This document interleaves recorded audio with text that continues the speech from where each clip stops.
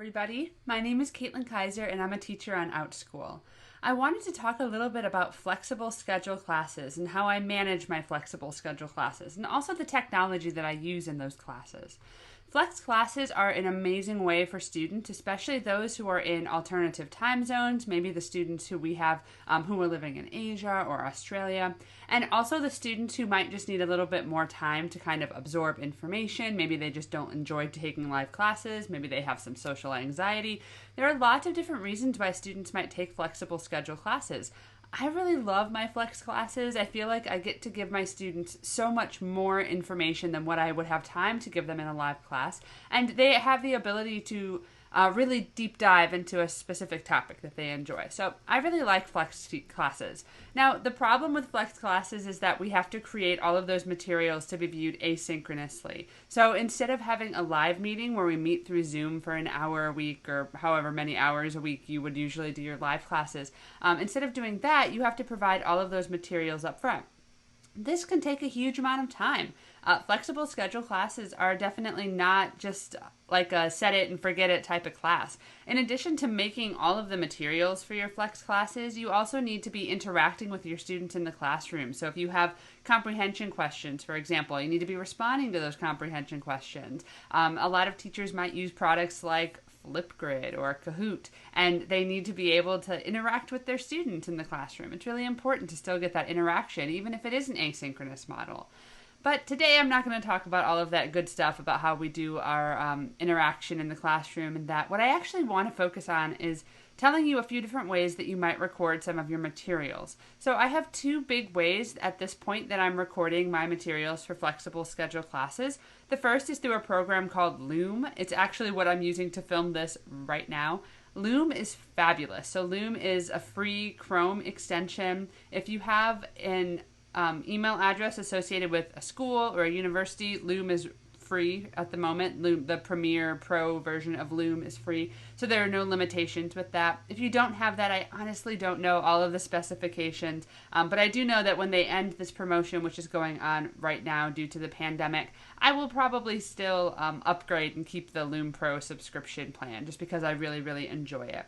So Loom is kind of like Zoom in a way, honestly. It's a screen recorder. It also can record your video. What I specifically like about it over Zoom is I can like move my face around on the screen. I can have a really small face. I can have a pretty big face. And I like being able to interact with my students that way. It's very, very helpful for me to be able to move myself around on the screen. I think overall the quality is just slightly better through Loom as opposed to Zoom. Loom also has a Chrome extension, which is convenient if you maybe need to be showing off like some type of software, some type of program that your students need to access. That's pretty handy. You don't even have to open up a separate program. You can just do it all directly through Chrome. And I also really, really like that with Loom, they have a cloud that's associated with it. And Zoom can have clouds too. But the Loom cloud, you can like separate all of your videos into different folders, which has been really, really helpful for me as I'm filming these different videos. Another program that I really love to use, but I use for different reasons, is a program called Toon Lee. And I'll insert a clip here that shows Toon Lee a little bit. This is Toon Lee. So Toon Lee is a pretty fun program. You get to create these little animated videos. I really enjoy it, especially for my little kids. I feel like it's kind of like watching a cartoon instead of watching, just my face in a PowerPoint. It's a little bit more interactive.